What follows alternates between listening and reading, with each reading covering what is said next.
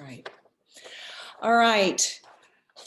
Welcome, everyone. We're so glad that you could join us this morning for a Michigan CASA education series. My name is Jane Becker, and I'm a volunteer advocate through the Grand Traverse County and Leelanau County CASA programs. I'm also the Director of Training for Michigan CASA.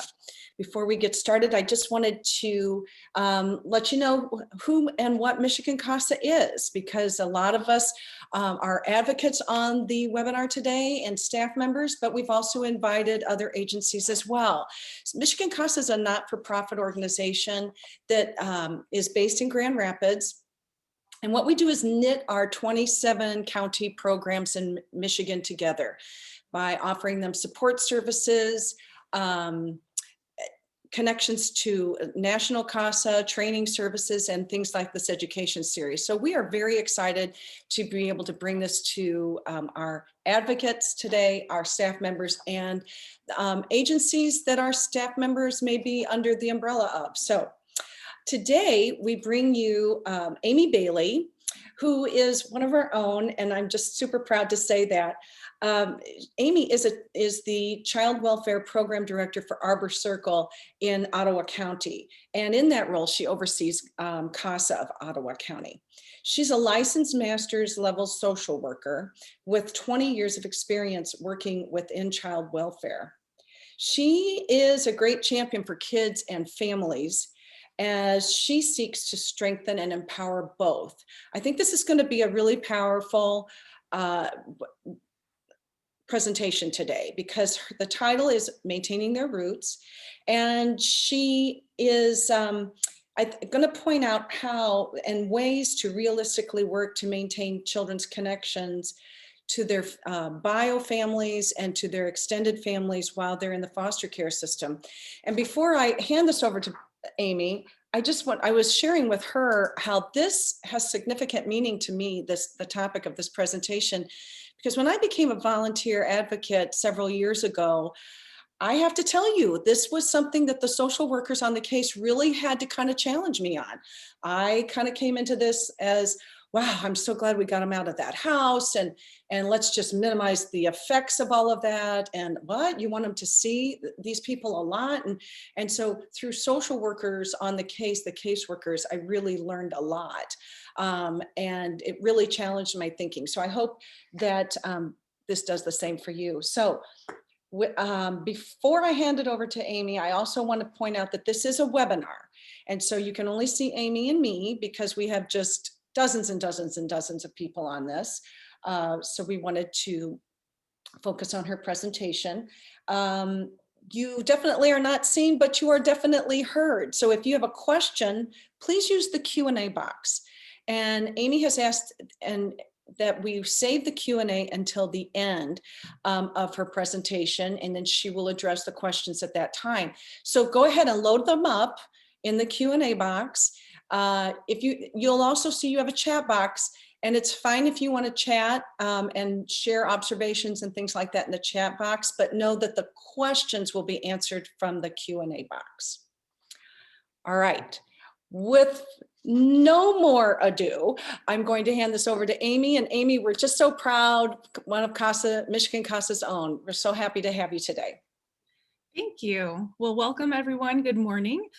Today's presentation is regarding maintaining their roots. So for the children that we advocate for through the CASA program, this is something that is extremely important. And I hope today to share a little bit about my journey in that and what each of you can do within your roles as CASA volunteers or CASA staff.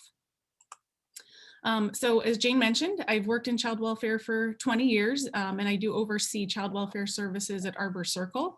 And that includes overseeing CASA in Ottawa County, which I love and is one of the parts of my job that brings me most joy.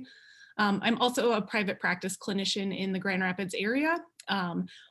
Unfortunately, what probably makes me most equipped to provide this training is that I've made a lot of mistakes. As you can imagine, in 20 years, mistakes have been made in a lot of different ways. And one of the things that I choose to do when I make a mistake is to take a breath and acknowledge that mistake and then learn and do better next time.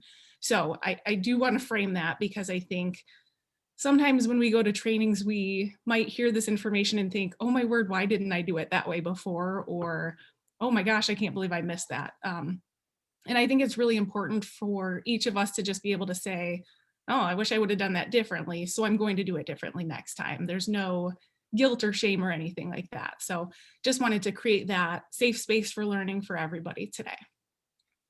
And then in particular, why I name it this training, maintaining their roots, that's because I'm a gardener. I love playing in the dirt. And when I'm out tending to my giant vegetable garden or my flowers, there are a lot of analogies with the work of child welfare and CASAs that I find in that. So for me, that visual is just something that I try to keep with me on a regular basis. So I hope that that visual can be something that's valuable to each of you.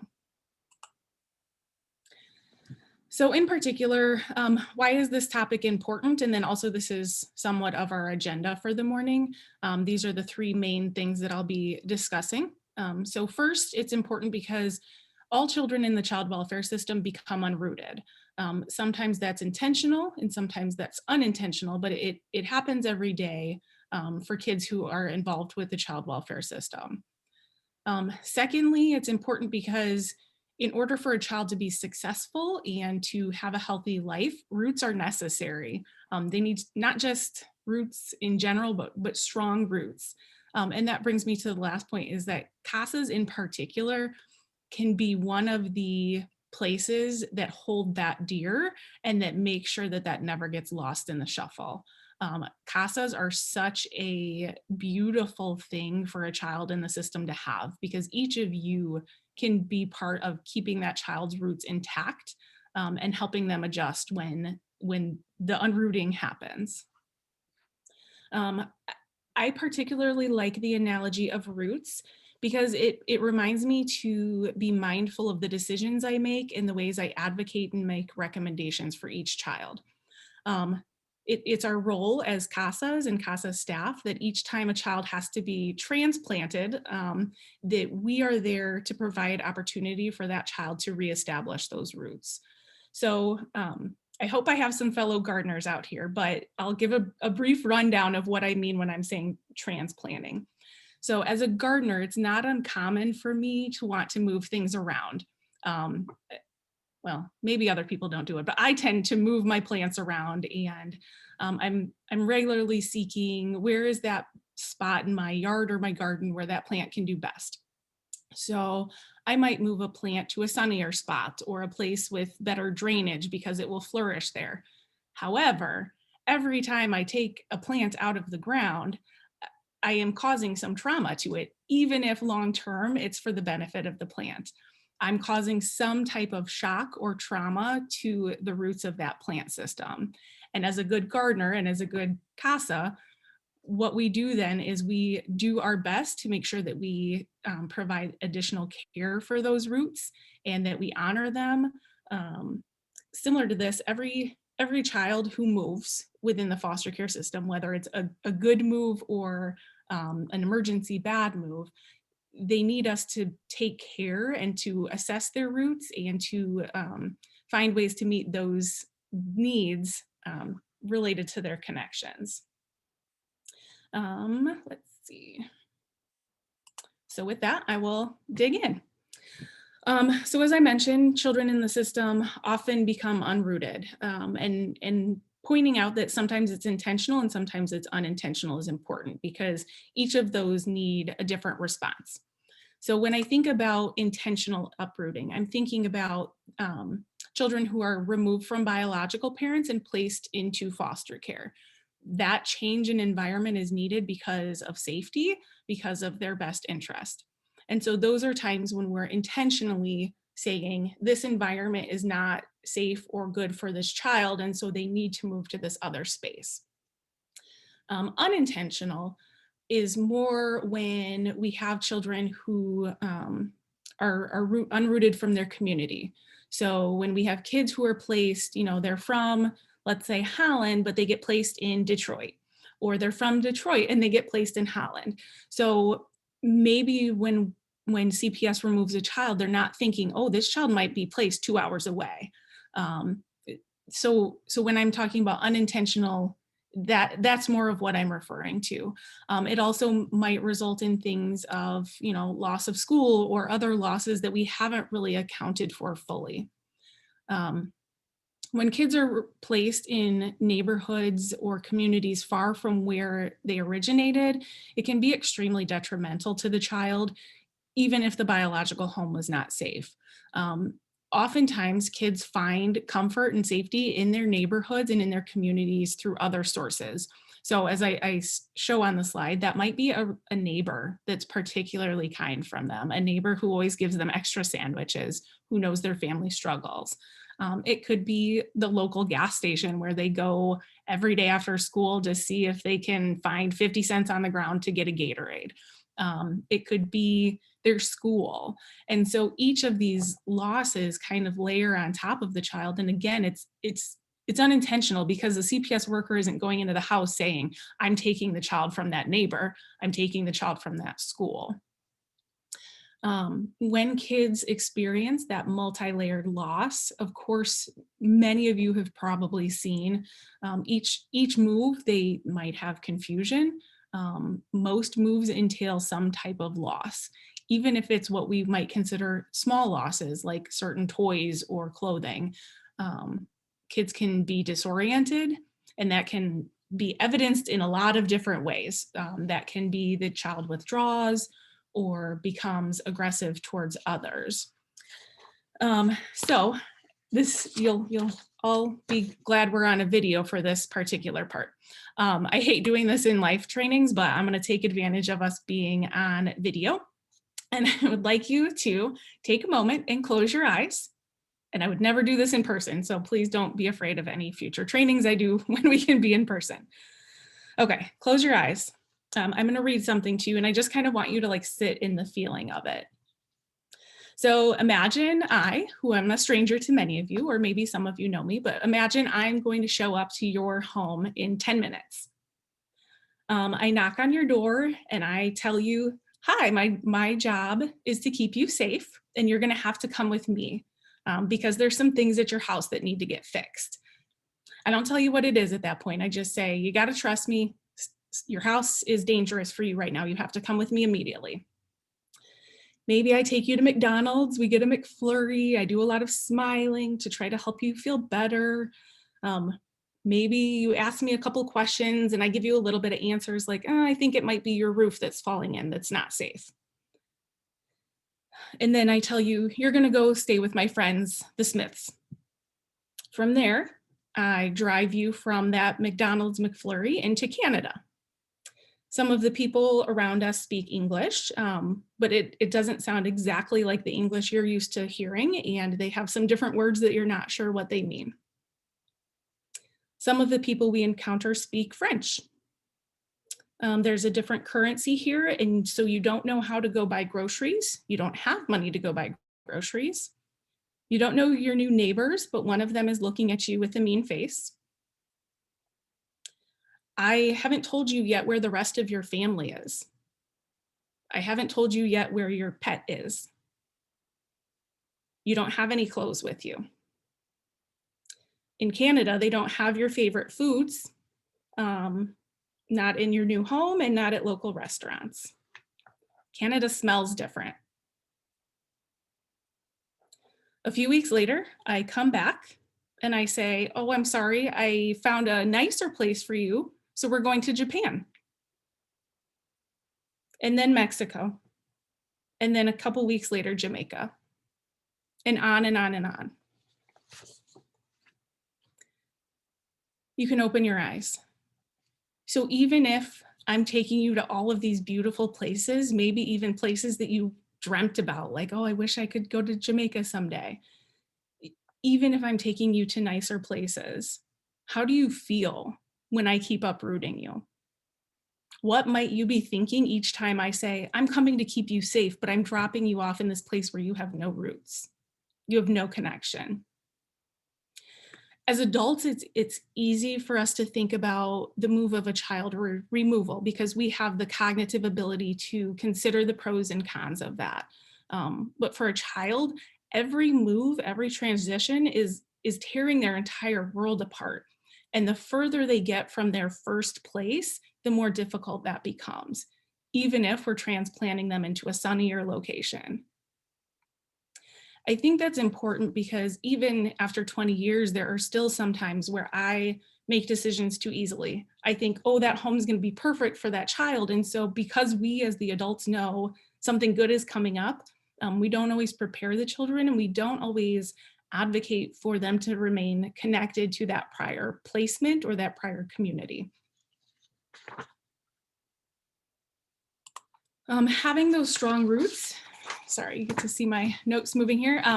Having those strong roots will help children weather life's storms. And so I have on the slide here just a very simple definition of resilience, because I think that that is a key part of our work. So psychologists define resilience as the process of adapting well in the face of adversity, trauma, tragedy, threats, or significant sources of stress. And so as a gardener, I am looking for plants that can be resilient, that can weather those difficult transplants in my garden, or maybe the storm that comes a few days after I've moved the plant. In the same way, we want to do that for children. Connection often equals resilience. And what we find is any type of safe or healthy connection a child has, whether it's to their parents, their siblings, their dog, their neighbor, their school, each of those connections, each of those roots are showing a child that they're valuable, that they're loved, that they're worthy of those things. And when we sever those things through a move, we have to put something in place or those roots aren't going to survive. And so you will lose something as a child if people aren't there to cultivate that. And going back to our gardening example, so if I pull up a plant and let's say some of the roots are rotted, then my work is, okay, I need to figure out those pieces and remove them and take extra care and safety where I can put them in a place where they're not going to be overwatered or they have the opportunity to thrive, because I know difficult things are going to come for those plants. It's going to be a rainstorm or it's going to be a drought, or, you know, in Michigan, who knows, could be all of those things within 1 week. In the same way, cultivating those roots and the rerooting for the child is extremely important to help build their resilience. But this is the part that I really want to get into, right? Like all of that is just kind of a build up to what do CASAs actually do? Like what can we actually do as far as maintaining and cultivating those roots? I am a practical person. I like to get into like the practical application of that. And so I have a list of things that CASAs specifically can do that each of you are in a key position to be able to do to cultivate and help children each time they have to be transplanted. Truly, one of the greatest gifts that each one of us can give to children in foster care is to help them maintain connections. And so these are the categories of how specifically we can each do that. And I will go through each think I have a slide for each of these areas. So I'll go through that and hopefully answer any questions that you all have. But for advocating for parenting time visits to be based on the child's best interest. So thinking about kind of what Jane said at the beginning, sometimes it's easy to have the thought of, oh, thank goodness they're out of that placement, or oh, thank goodness that that person who abused them doesn't have access anymore. But the child still loves those people. The child still looks like those people. And so if we put a value on someone who looks and sounds and smells like them, the child sees us putting that value on them, whether that's our intention or not. One of the most important relationships that we as CASAs can advocate for and cultivate while those children are in care are the parent-child relationships, even if the child's not able to go home eventually. Let's see, advocating for best placements for children throughout their time in care. I have seen this be just a huge spot for CASAs to be like the glowing star of the case. I've seen kids heading for residential and the CASA says, no, that child doesn't need residential. We have to keep looking here. They're able to make these recommendations based outside of policy. So maybe a CASA can recommend a kinship placement, whereas a foster care worker can't. And so advocating for best placements throughout their time in care is something that CASAs can do to cultivate those roots. Identifying ways to maintain prior connections, such as with relatives or schools or things like that. Prioritizing sibling placements. And I'll actually talk about this first, because if you leave this training with nothing else, I hope you gain some insight and thoughts as far as sibling placements and relationships. And then additionally, ensuring cultural connections. So those are all categories that each of you can start doing today within your roles as advocates. So as I said, I want to start with sibling relationships because to me, this is all the research indicates that sibling relationships are one of the most important relationships that children have, that it lasts into adulthood, that it's very much connected to identity. And so CASAs who are advocating for siblings to remain together or maintaining contact is significant. So it's important for us to think about when there's a sibling group who come into care at the same time, the longer those children are in foster care, the longer or the more likely they are to be separated. So there's a lot of research that indicates that there's this parallel line that says if children with a sibling group are in care for a longer period, as that line of time goes up, also their likelihood of being separated from their siblings goes up. So when you think about siblings being together, you could think conversely that if siblings are maintained together, permanency and well-being outcomes might be positively impacted. So if you think about, okay, these 3 children were able to remain together, their likelihood of being able to have a permanent placement that's healthy and long-term for them increases. Additionally, as I mentioned a moment ago, identity development is positively impacted when siblings are together. There is a significant amount of research available that talks about identity development specific to siblings. So thinking again about having someone that looks like them, having someone who has a shared history with them, those types of things help a child feel better about themselves. And so when difficult things come up, they have another like factor of resilience to help them get through it safely. Additionally, children who have positive relationships, this one's interesting. Children who have positive relationships with their siblings are less likely to exhibit internalizing behaviors. So there's a lot of research on that. And so when I'm talking about internalizing behaviors, I'm talking about behavioral problems such as anxiety or depression. So those kids who kind of, when they have the big feelings, point them back towards themselves. So the research indicates that if they have a positive sibling relationship, that can help mitigate those self-inflicted difficulties. Also, research indicates that, excuse me, siblings who are placed together in a foster home actually adjust to foster home placements quicker and in a more healthy manner than those who are separated. And if you think about this, which we don't often, and I will admit I didn't for many years, it makes sense. If I'm separating the siblings on top of separating them from everything else, not only are they worried about their home, their parent, their dog, now they also have to worry about their sibling. And if it's an older kid, then they're going to seriously be having anxiety about who's taking care of my brother and sister because I've always done that. And so we're compounding the grief, the loss, and the stress when we separate sibling groups.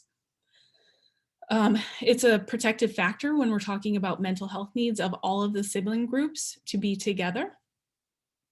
And then, let's see, sibling relationships are often the longest lasting relationships that people have in our lives. So again, if we're thinking about our own lives and our own family, for those of you who are blessed to have siblings, whether it's a good relationship or a bad relationship, or depending on the day, most often those are the longest relationships that any of us will ever have the opportunity to have, longer than our parent relationships, longer than relationships with significant others. Those sibling relationships are the longest lasting for these children. And so if we don't actively try to stop that disruption, then children can be harmed. Now, I do want to say, um, child welfare agencies don't have all the resources in the world. And so I don't by any stretch of the imagination mean to say that as CASAs, we should be banging on the door saying, why are you separating these siblings? This is wrong. Certainly that's not what I'm saying we should be doing. But sometimes asking questions, sometimes encouraging agencies to just try one more home or one more relative, things like that.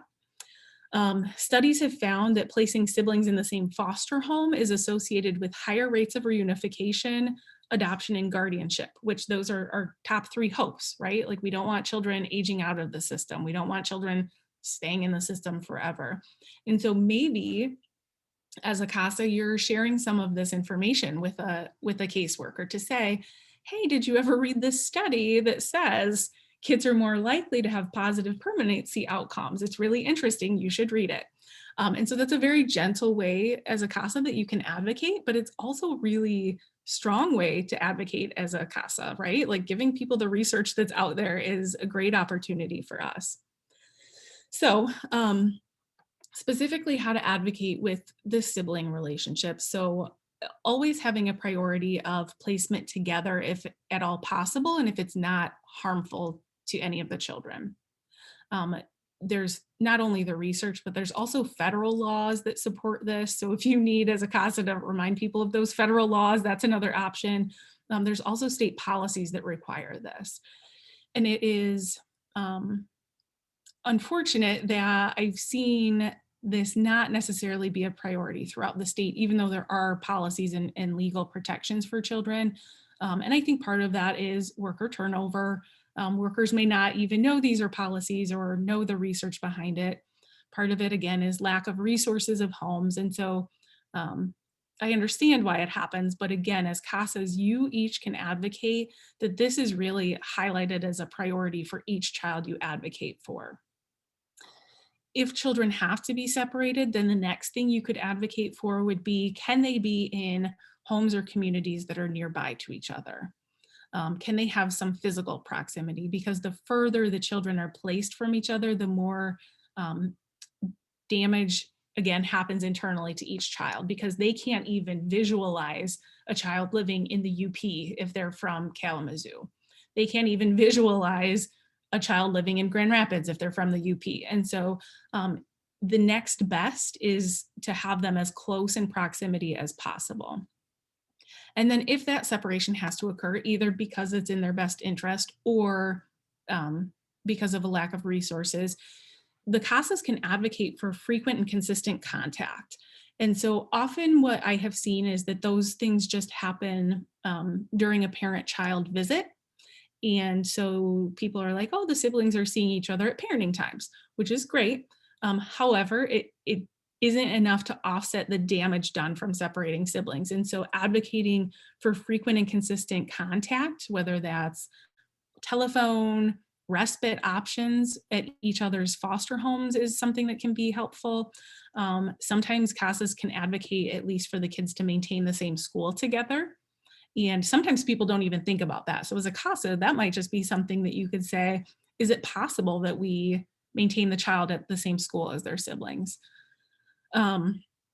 Advocating for additional sibling visits, and if those can be facilitated by the two placements, that's ideal. Again, because then if they're going to each other's homes, they're able to visualize that, they're able to see that it's a safe space for their sibling.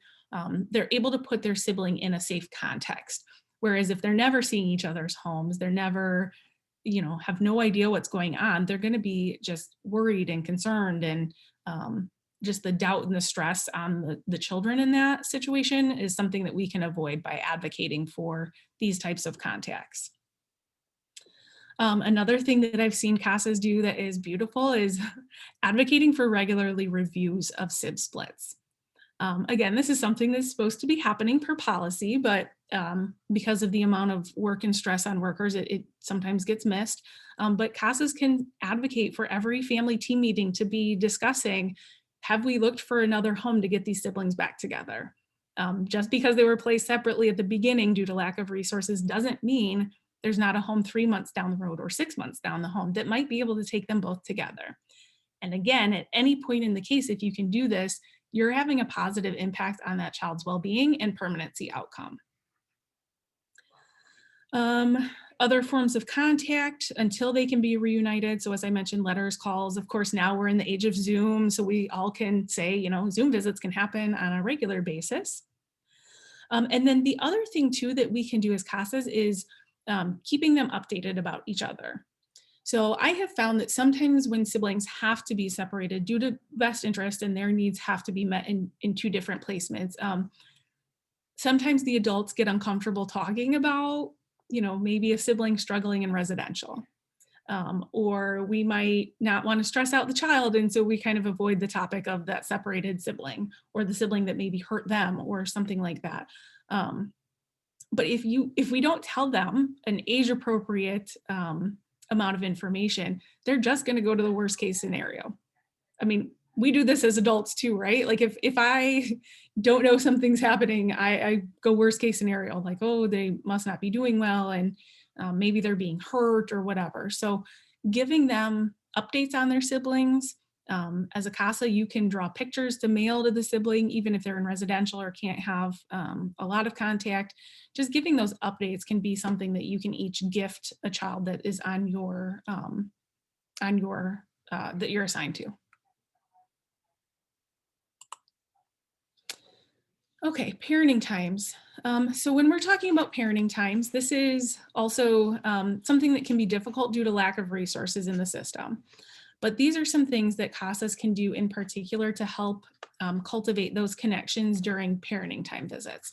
So the first and probably on the surface most easiest thing that can be difficult is considering the location, time, and place of those parenting visits and making sure those are tailored to that particular child. So some of the easy things that I look at are nap time. Are we scheduling visits during nap time or right around nap time? Because if so, we have sabotaged everyone, including the child. Are we choosing an agency that looks like a prison? Let's be real. A lot of visit locations, including some where I've worked, are white cinder block rooms, and they don't look like any place I'd want to hang out either. And so bringing children and parents who have a harmed relationship into a place that is not safe and comfortable for those particular people can be harmful. So looking at the physical location. I also worked with a mom who she lost rights to a prior child, had another baby, and she was a young mom, and we were working a treatment plan with her on this second child. The baby would come to the visits and scream and scream and scream the whole visit. And the mom really struggled to meet that baby's needs and struggled to comfort the baby. So we went to a court hearing, and the GAL and everybody in the courtroom was convinced that I was going to be asking for visits to be suspended. I did not. I asked for visits to move to the community. Only because I thought if I'm going to have to end this contact, it has to be after I try everything first. So I believed that perhaps mom was struggling to meet this baby's needs because of the location being traumatic for her. She had visited her prior child in the same rooms. And so she just emotionally, every time she walked into those visit rooms, suffered her loss of that prior child again and again. So we actually moved the visits to a park in the community, and she did great. It was like a different parent. So thinking about that physical location of where those parenting times are occurring is so helpful, and something that we sometimes don't just pause for a few minutes to think about because we have so many other things that we're working on, right? So many other things we're advocating for. Maintaining and strengthening the parent-child relationship. So that's the point of parenting times. It isn't to say the parent is good or bad, or even assessing parenting skills should be secondary to that parent-child relationship. So as CASAs, you can think about Um, what are ways that we can enhance the parent-child bond instead of being punitive around parenting times? So sometimes we see, if a parent's not doing what they need to be doing, our response wants to be like, well, you have to do better. You have to do different, um, which isn't necessarily untrue. However, I know for me personally, when someone's telling me I'm doing bad, it doesn't give me a whole lot of motivation to do better. I just then feel guilt and shame, and I'm like, oh, I'm horrible at this. And so if we can, as CASAs, just shift that slightly to say, I know you're struggling with this, but I see this thing you're doing really good. Maybe you should do more of that in the visits because your kid seems to love it. They're happy when you do this. Um, those are things as CASAs that you can point out and highlight in your reports and advocate for.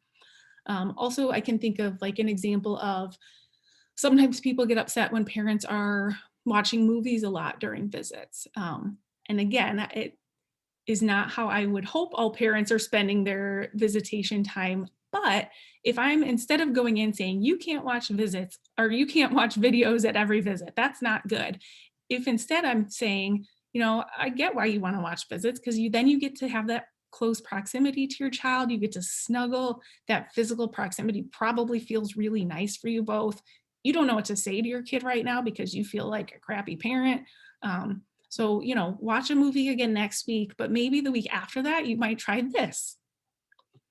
These are really easy ways that we can maintain and strengthen that parent-child relationship as CASAs. Another way that we can do that in context of parenting times is helping the family incorporate family traditions into their visits. So you can maybe ask kids that you're working with, what kinds of things did you used to do that you loved doing with your mom or dad? If a holiday is coming up, you can say, did your family ever do anything special for Easter or no? And if they're like, yeah, we always had an Easter dinner, then asking what kind of food did you have? Did you do Easter eggs? Did you do an Easter egg hunt? And then as the CASA, as you're gathering all of this information, which we all know CASAs get the best information, then you can share that with the rest of that child's team and say, like, this is a really positive memory for this child. Maybe we can incorporate this family tradition into their next visit or into the visit right after Easter. And so doing that like just builds this beautiful reconnection of the family's traditions. Um, Other things could be, religious activities. If it's a family who enjoys praying, like making sure that you're advocating for them to have opportunity to participate in religious activities during parenting times. And maybe every once in a while, the visit happens during a church service.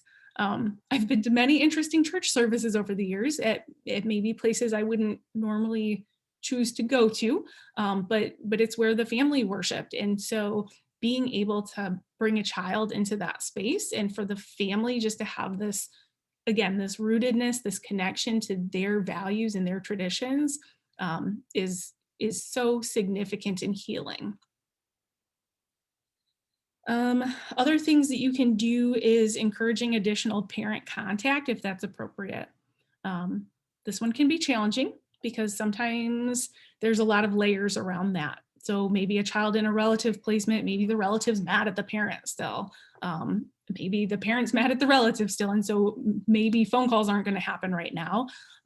But if as a CASA, you want to talk to your supervisor and the worker and say, hey, when I see the kids, can I have them draw a picture for mom? Or, hey, when I see the kids, like maybe the CASA and the child call the mom together with the approval of everyone on the team first. Don't go rogue, please. But those are other things that you can do as well. Also including other important people in those parenting times. That is, of course, difficult during 2020 and 2021. And so I don't necessarily think that's something that you'll be able to do in the near future with COVID, because most agencies are not allowing additional people, understandably so. However, in the future, because I hope you all remain CASAs for life, including important people in those visits can be helpful as well. So thinking about, was there a neighbor? Was there a coach? Was there someone else that the child saw a lot in mom's home, a babysitter? Is there someone else that should be having ongoing contact with the child? Maybe not outside of like system parameters, but is there someone else the child is missing? that is a natural part of that family unit. And then the other piece, and I would say I should have included it on the slide because it's important, as CASAs, advocating that nobody is ever talking negatively about the parents in front of the children. That is something that CASAs can be uniquely situated to make sure of throughout a case. That is something you can consistently advocate for, is no allowance for people talking negatively about the biological parents in front of the children or within hearing range of the children. Because again, the children will see that as a reflection of themselves, whether it was intended or not.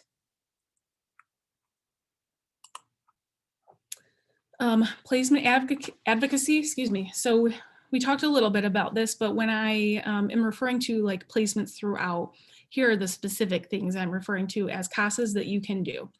So again, the sibling relationships, we've already talked at length. So advocating for those siblings to be together or as close as possible. The next category would be relatives. So always advocating that the agency go back and assess relatives. Maybe it's a relative who might need some work, and the agency might be able to help them. So for example, we've had some relative placements where poverty is an issue. They haven't had the money to get the necessary beds and bedding and clothing.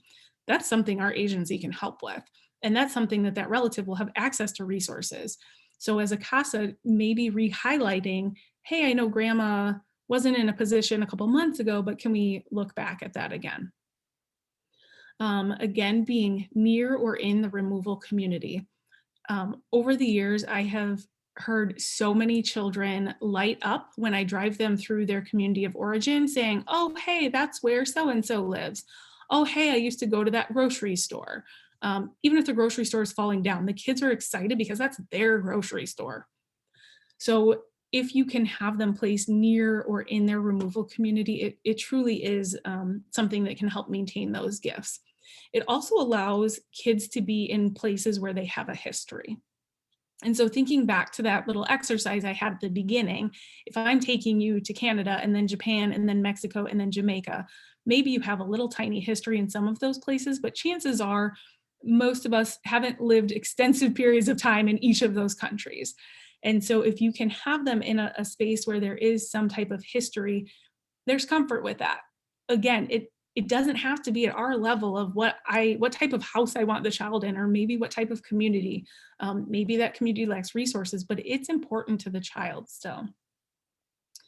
Advocating for permanency planning purposes. So if you are assigned to a sibling group and you know it's getting closer to termination, just simply asking at family team meetings or ahead of time, are we looking at homes that might be willing to adopt these children if that becomes necessary?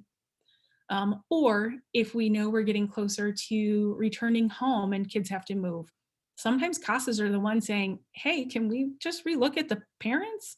Like, it's going to be soon. And if it's soon, can we prevent an extra placement in there? And maybe we can like bulk up the resources for the parent and do our permanency plan of reunification sooner.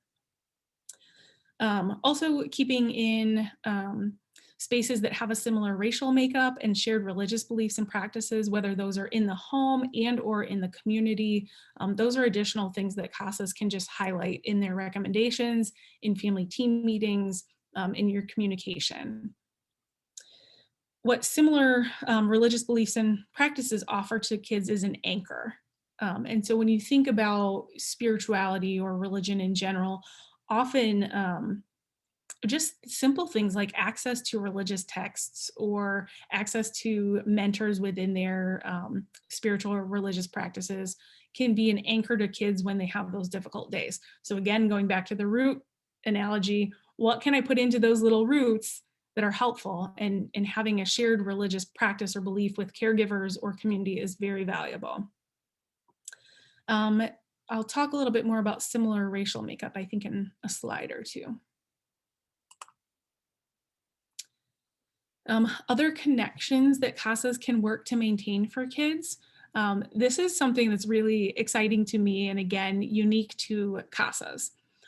So start by getting to know who the important connections are for the child. And so often asking kids, like, who are your important people? If you got sick and your mom wasn't home, who would you want to call?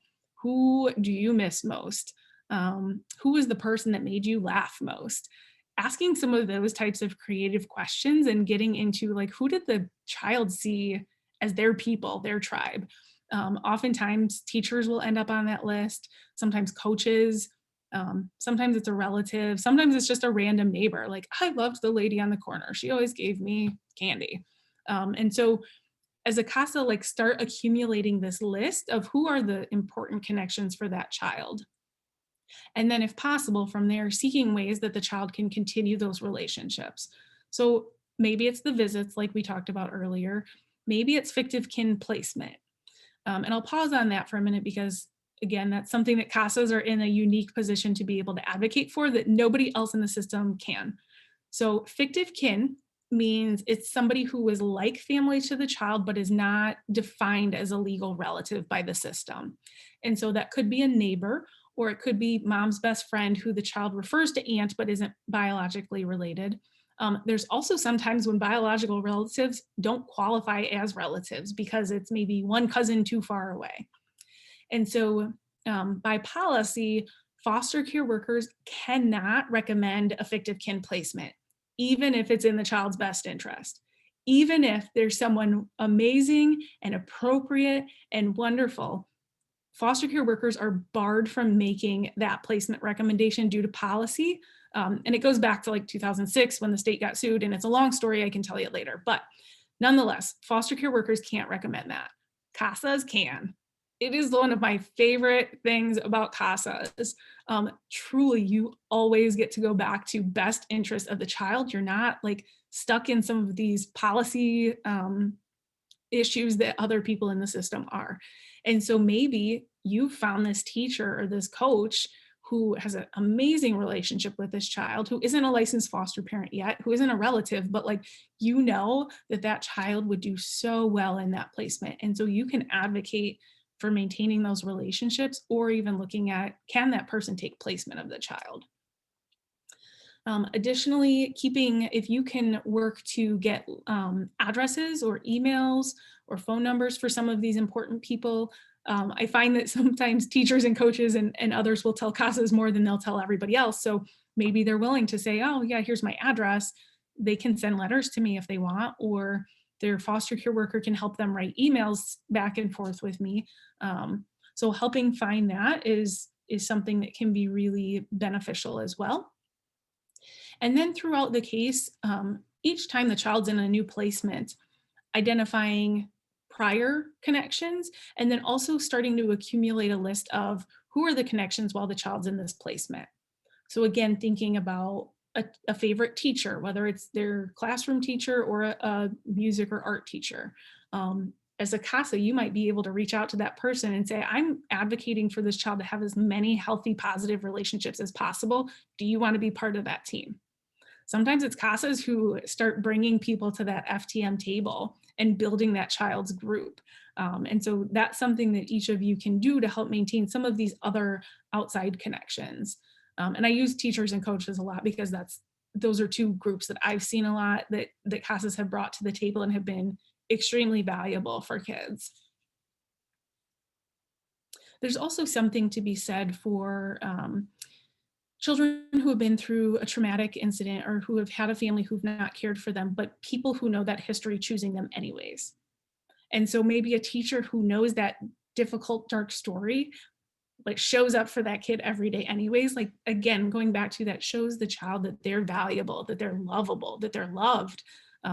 The child doesn't have to retell their trauma story or hope and wait for connection and hope and wait that this person's going to keep them this time. Having that shared history that CASAs can bring through is something that's a huge protective factor for kids. And then ensuring the cultural connections of kids is extraordinarily important.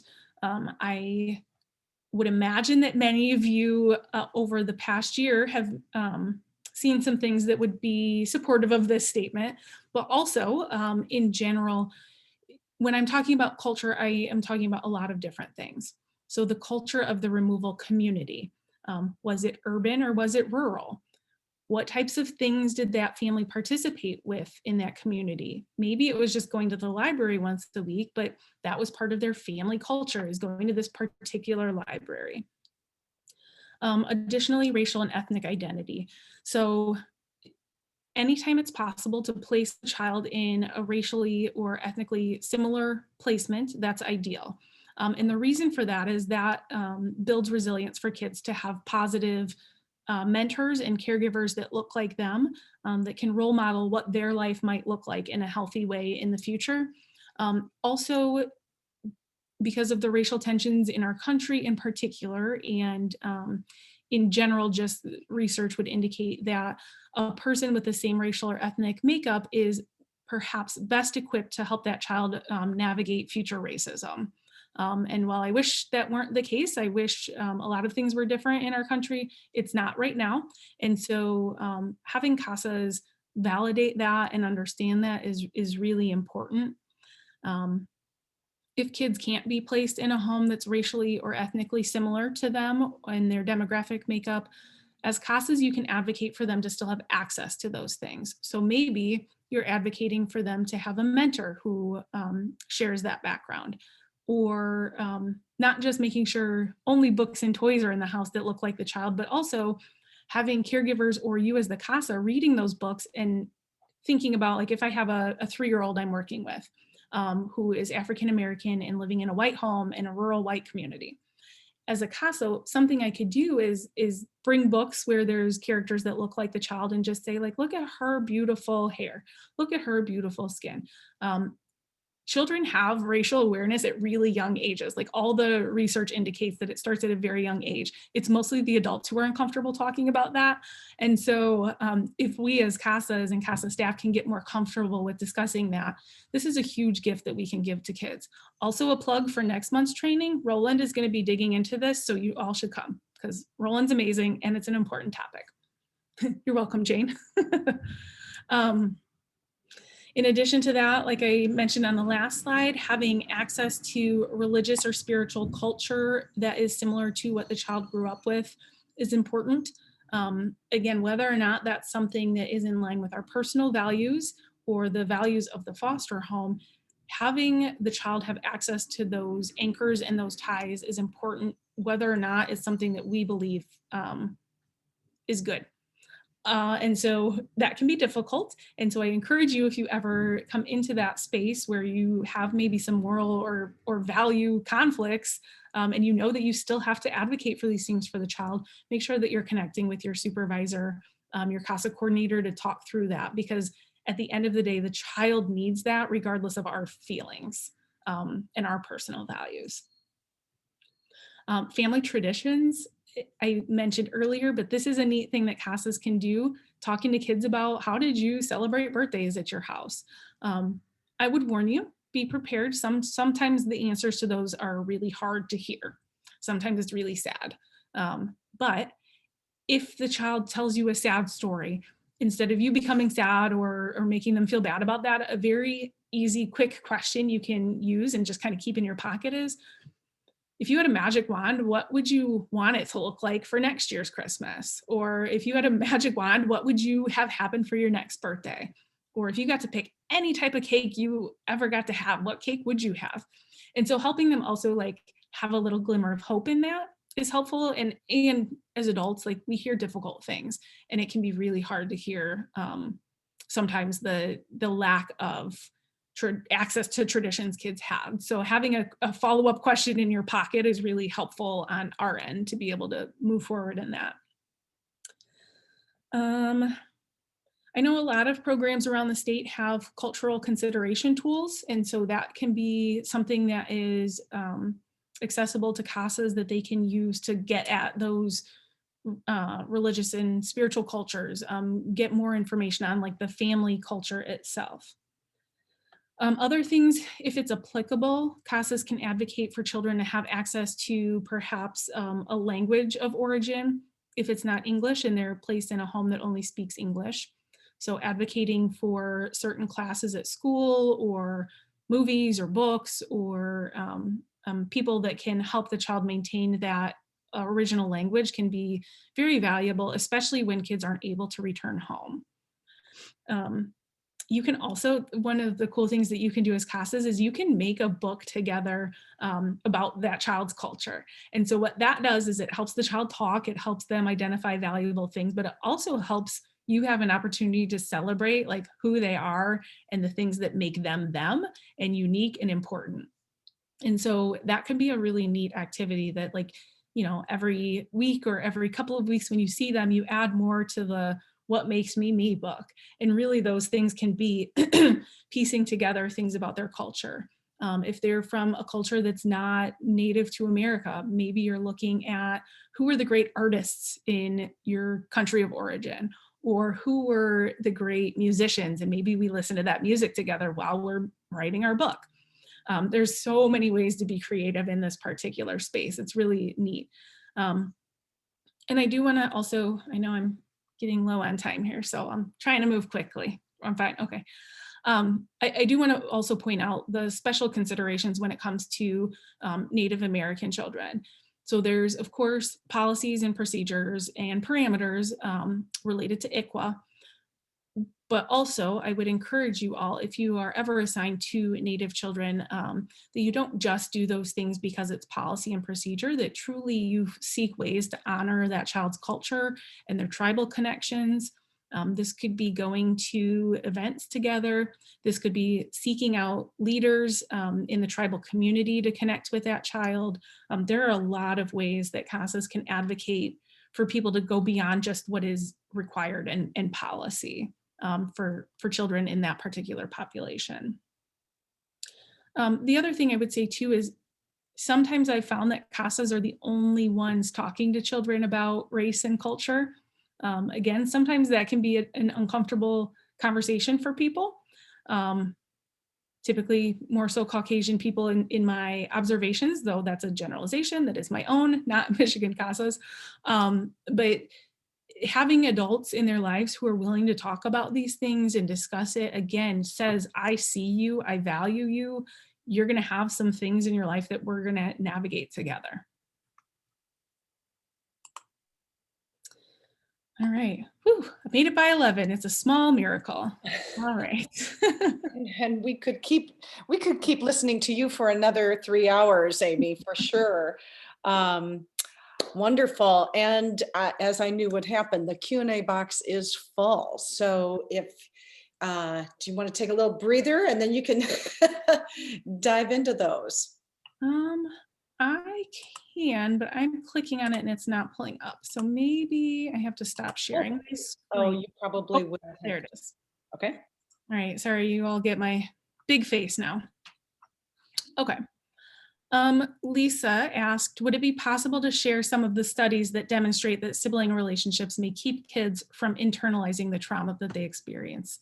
Yes, I can send that to Jane and she can send that out with the PowerPoint PDF and the link to the training. That's a great idea. I have lots of sibling things, so I'll just kind of get a variety and include that. Next question from Larry.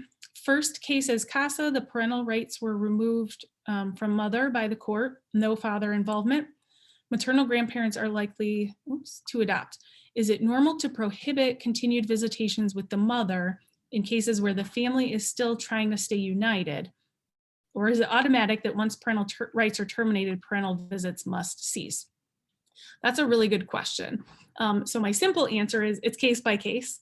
There are times where it's appropriate to continue some contact with the parents, even if rights are terminated, whether they're being adopted by a relative or someone else. There are times when that's safe and appropriate. There are other times that that can be harmful to kids. So a lot of it depends on their age and development. So a teenager might be more equipped to handle like, hey, you can see your mom if she stays sober. A teenager is going to know what that looks like. A teenager is going to know what I'm saying. However, I wouldn't have the ability to say that to a 3-year-old. And so maybe there's a period of time where there wouldn't be contact because the 3-year-old needs to understand like grandma's mom now. In other situations, grandparents don't want the kids to ever see them as mom. And so they will say, like, I'm your grandma, this is your mom. And if the grandparents can safely supervise, that might be a situation where contact can continue. So it depends on age, development, factors of why termination happened. If it's a parent is not in a space to be able to follow the boundaries that are set, that might be a case where it's not yet. Maybe the answer is not yet, not right now, but hopefully down the road. So I'm sorry, vague, case by case. Next question from Rhonda. Why do children get moved so many times when we know it hurts them? Oh, Rhonda, that is the question of my life, unfortunately. So there's a lot of answers to that question. I think a lot of it is lack of resources.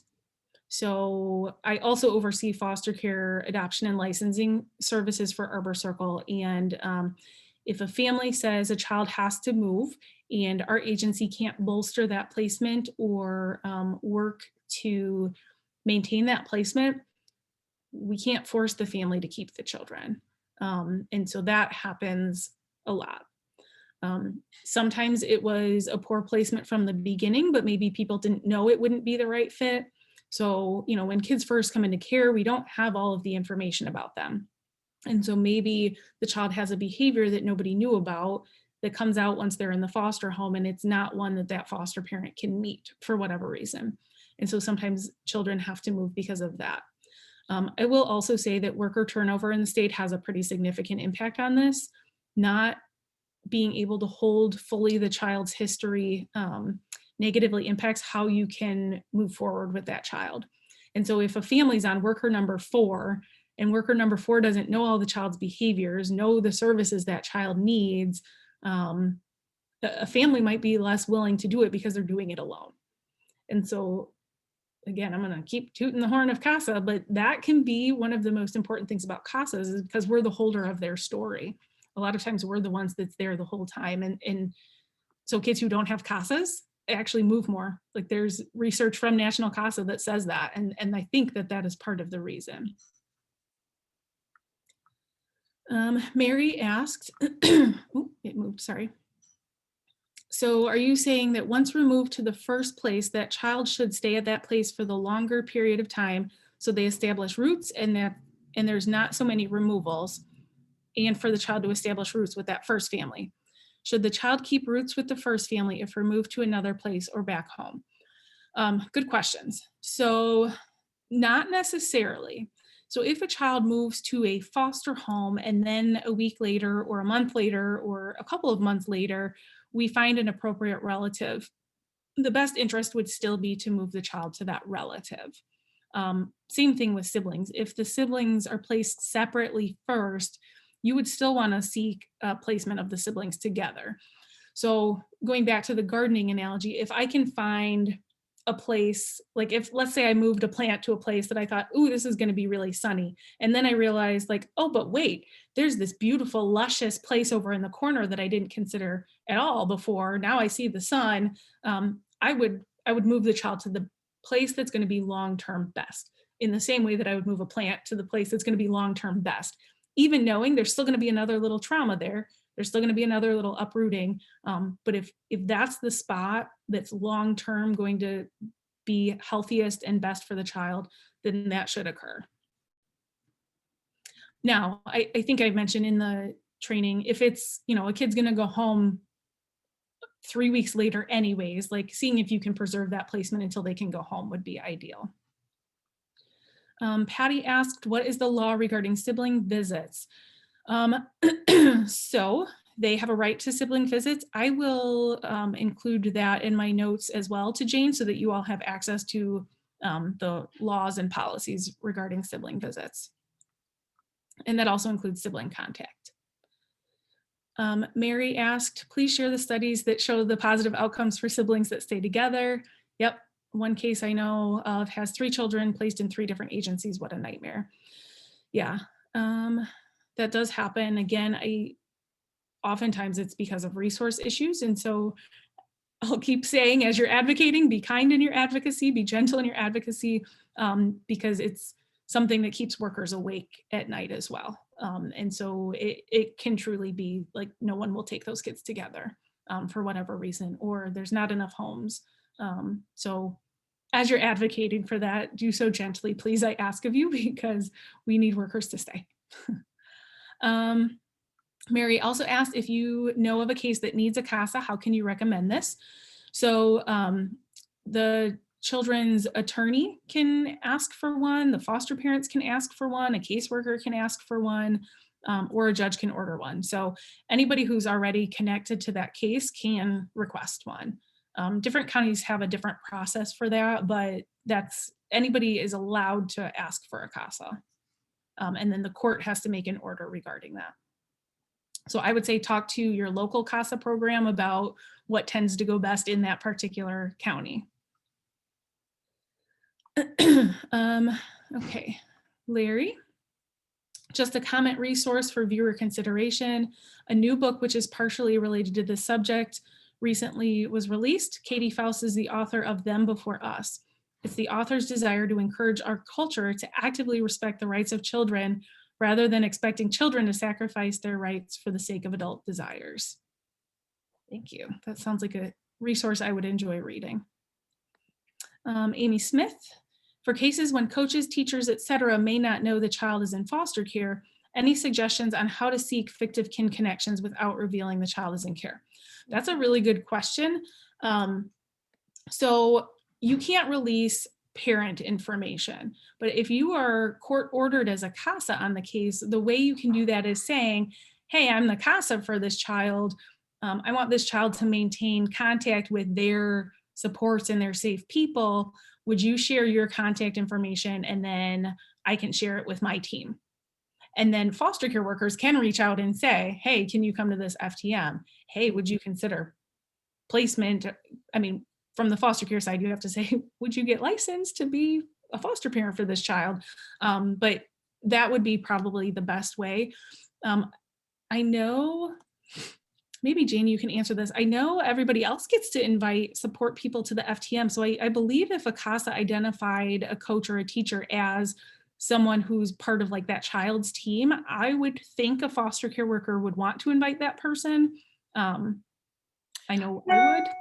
It has happened in cases I've had. I don't know if it was because I was just the pushy CASA or what, but I mean, it has happened.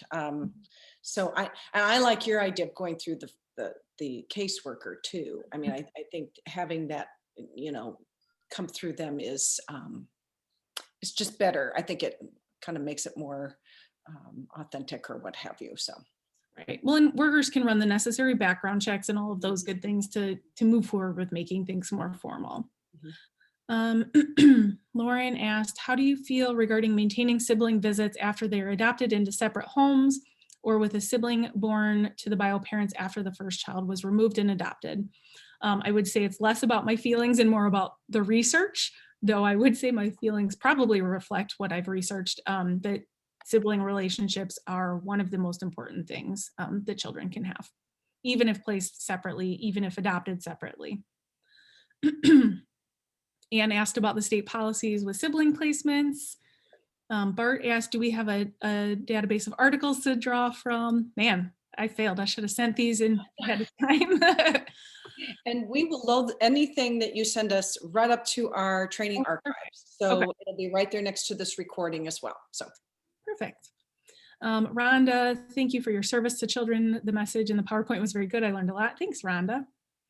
Robin, if visitation with family is back in the same area that they were taken from, would it be beneficial or detrimental to have it take place within that area, or should it take place somewhere else? Is it too difficult for the child to go back there? So it's child by child. Some kids don't do well when they do visits in their biological family's home because it's overwhelming. Excuse me. Sometimes kids do way better. And so it depends on each particular child and each particular family. We know that some parents might do really well with that and some would not. Some would run all over any opportunity to be in charge and run things rampant, and others would be respectful.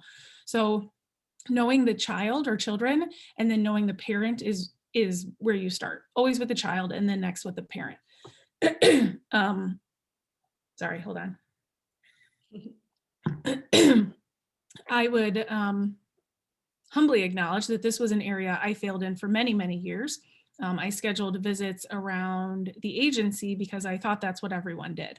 I just did what everybody else was doing. And I never stopped to consider, A, this looks like a prison. B, is this because it's best for the child, or is it just because it's what's always been done? I didn't realize that until an older youth I worked with, whose name was Anne, and she was amazing, wrote a paper about the visit rooms looking like a prison and saying that if she could change one thing about foster care, that's what it would be. And at that moment, my embarrassment was large, and also my pride in her was large. So she shaped my thinking around that. I'm so sorry. To start with the child first and foremost. And understanding too, maybe you do one visit at the house and it goes horribly, but also we have to understand, like, maybe that's just the first visit. So try a couple before we know if it's going to continue to go horribly. Tricia asked, if children are placed in multiple foster homes, should all these prior foster family relationships be maintained, or is it confusing to the child to do so? That's a good question, which is why I recommend that things be child-led. So who does the child see as their important people? Who are the people the child wants to put in that book of their history? And so listening to the child's voice there, and then you become their voice throughout the rest of the system. So sometimes kids are going to say, I don't ever want to see that person again. And we're all like, really? They were great. You were so happy there. But for whatever reason, the child isn't interested in doing that. Maybe that home triggered something for them and we don't know, or we didn't observe that. So having the child be the first voice in that conversation is important. But you are right. Sometimes if there's a lot of foster homes, it can be confusing. But I would say one girl I worked with for a lot of years, she came back to me as an adult and had a lot of questions about which different homes she had been in and who lived where and what towns those were in. She didn't have a good linear history of her life because she had moved quite a bit. And so, you know, when you think about this type of question, I also think about it could have been value just to have that access for her and that line of history. You know, the Smith family in Hudsonville, here's their contact information if you ever want to reach out. And then you were at this home in this, if you can put a picture, even great, and talk about the people who were there. So it's similar to like a life book, but kids who grow up in the system, especially who have been in for a long time and have been in a lot of placements, there's a lot of knowledge and memory gaps for them. And so being able to answer those questions is another way to keep them connected to their own history. Rhonda, thank you for answering my question. Sometimes in CASA, they have already been in a couple of placements before we meet. Absolutely. And CASAs can go back and kind of mine the file, if you will, and look at who were those places and who were those people. Mm-hmm. Mary asked, do you know if anytime soon for other counties to get CASA in that county if they're not there yet? I live in a county where it is not available, but greatly needed. How can I ask my county for these services, or where do I start to ask? Jane, I'll let you field that question. Well, I nearly typed the answer, but I thought this would be beneficial for everyone to hear. Please email me. You'll get in all your communication, you've got my email, but it's jane@michigancasa.com. And let me know where you are, and we'll start that conversation. And the answer is it takes a lot of work to start a new CASA program. And so we'd like to hear from people that feel that there's a need, and we can begin that conversation. So thank you, Mary. Patricia, she said, thank you. I learned so much. Thanks, Patricia. Carrie asked, how do you facilitate sibling contacts when not all of them are in foster care? Oh, that's a good question. Delicately. First and foremost, you have to be very delicate because there are often a lot of really big feelings around that. And so there could be complex sibling issues around, why did my mom keep that kid and not me? Or why did my parent work the treatment plan for my sibling but not me? What does that say about me? And so that can be something that children may not be able to handle at that moment. So continuing to reiterate that they're valuable, that not seeing their sibling or their parent isn't reflective of them. But if you can do sibling contacts, I recommend it. The first little bit can be rough though. So making sure that you're bolstering everybody in that equation to say it's going to be a rough ride for a little bit. But here's why we're doing it, for the long-term benefit of both kids. But it is not easy. It is fraught with hard, difficult questions and feelings, but so is being separated for life. So if we can, sometimes we avoid things even though both options are difficult, but we avoid the one that doesn't require us to like do something or be the catalyst for that, which is totally normal human development. Like that's nothing negative about us not doing it, but considering those types of things and asking those types of questions. And if it can't be in person, that's okay. It doesn't have to be. Maybe it's letters, and that the siblings, once they're adults, can find each other. And so that could be another option as well. Gwen asked, do you advise CASAs to attend parent-teacher conferences at school? Not typically. Not that CASAs shouldn't have that information, because they certainly should. However, sometimes bringing a posse to a parent-teacher conference can be overwhelming to teachers. And with a lot of people having a lot of time in committing to those, the teachers might not be able to answer everyone's questions or to give all of the information they need to do. So unless it's a teacher who's able to kind of carve out a separate, we're going to do an hour for this one because there's a lot of people, I would say probably not, that the foster parents or relatives and biological parents need to be at that first and foremost. And that CASAs and workers should get information outside of that, or like I said, requesting maybe a different time carved out for that, or inviting teachers to FTMs. That's a nice way to get those pieces of information as well. Cynthia asked, have you experienced a situation where keeping the child away from its roots is the best decision? Can you describe that scenario? What advice would you give in that situation? The first one that comes to mind is working with a sibling group where the siblings caused harm to each other, a significant amount of harm to each other. And while that was adult-led, it went on for a very long time and created a very unhealthy dynamic between the siblings. And so that was a situation where it was not healthy for any of the kids, not the ones who were doing the harm or the ones being harmed, to be seeing each other on a regular basis. And so what we did in that point was that we didn't maintain the sibling contact as far as like phone calls and visits and things like that, but we continued to give updates to the kids about each other. We continued to over and over reiterate that they were not the problem. They weren't the reason they weren't seeing each other, that it was a difficult family thing, that sometimes things happen in families that nobody can control or don't know the outcome. And so always going back to, it's not your fault. Even the ones doing the harm, it wasn't their fault either. The kids hadn't had opportunity for a healthy family environment, and they repeated things that had been done to them. And so those two things were key. Like we were able to do updates when the kids wanted those. And we said, anytime you want to talk about your brother, let me know, I'm here. And so making it a topic that was never off limits, and that it was one where I'm like, I'll talk about him whenever you want, no big deal on my end, just really set up like an easy situation. And sometimes the kids would be like, hey, is my brother still at Wedgwood? And I would say, yeah. Or if the brother moved, I would say, hey, just wanted to let you know your brother moved. I had a different sibling group who had something similar happen, and one of the brothers ended up in prison. And while I wished I didn't have to tell kids that their brother went to prison for some awful incident, I shared it with them because A, internet, like they were going to find out at some point anyways. But B, I thought, it's the child's story anyways, even if I don't like it. It's still theirs. It's not mine. And so having an age appropriate discussion with them about like, your brother made this mistake. I am super sad about that for him. I'm super sad about that for you. That doesn't reflect on you. Just because he did that thing doesn't mean you're going to do that thing. And so there are times when you should not maintain those roots. That's why terminations happen, right? We've determined that those roots are too rotted to be able to maintain. And so you have to remove them for the long-term best interest of the child. Definitely not easy.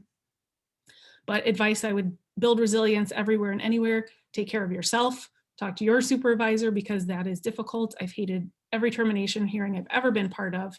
And you would think after 20 years, that would not be the case, but thank you, thank you, thank you. You're welcome. Let's see, Kim. Okay, Kim, I think is responding to Gwen, is what she does is once she's introduced herself to the teacher and provides the court order, she generally emails the teacher to find out how the child is doing in class and socially, often ask for a time when we can talk by phone, since I generally get more information that way than just by email, just a suggestion. Absolutely. I think to that point too, sometimes you do get more information with outside contact than at the parent-teacher conferences. So great insight, Kim. All right, those were all of the questions. So thank you all. I appreciate you sticking with me another 24 minutes for the question time. Oh, no, this was wonderful. And like I said, I think we would all agree that we could invest another half day in hearing what you've got to say, Amy. So thank you so much. Now everybody out there knows why whenever I say, it's the world according to Amy, you want to go to her for your answers. I love the transplanting metaphor, and I'm going to continue to frame my thought about that. And I'll tell you something else I'm going to walk away with among a lot of things, but always start with the child. Always start with the child. And boy, that makes it a lot more crystal clear, I think, these big decisions. So I feel informed, and being informed means you feel empowered. So I thank you for doing that for all of us today. Very welcome. Well, good. I tell you what, I wanted to just remind everybody, thank you for the shout out about Roland's presentation next month, Amy. It's going to be on April 19th at 10 o'clock. Again, those registrations are always sent out the same way you got this one. So it's going to come through the CASA directors. So make sure you're always looking for those. He is going to be talking, he is the executive director of CASA of Wayne County, and he's going to be talking about inclusivity and how important that is. And he's wonderful. I've heard him speak many times about this. May 19th at 10 o'clock, we have Lee Mordyke, also from Arbor Circle, and she's going to be talking about ACEs, but not a primer on ACEs, because I think most of our CASAs are there, but she's going to be talking about how to build resilience in youth and foster care with those ACEs in mind, how to make sure we can help raise adults that are not going to be affected lifelong because of their ACE scores. And then June 22nd at 1 o'clock, we're going to have Greg Gao and Diane Hartig of the Bridge Evidence Group, and they're going to be doing an LGBTQ plus 101 class for us. So hope to see everybody there. Again, this is being recorded. It will be out on the Michigan CASA website probably within a week, along with anything that like these slides and anything that Amy sends me. So continue to look there for past presentations and also for future ones on the calendar. So again, I want to thank everybody for joining us, and I want to thank Amy again. Thank you. It was just wonderful. You're welcome. Have a good day. You too.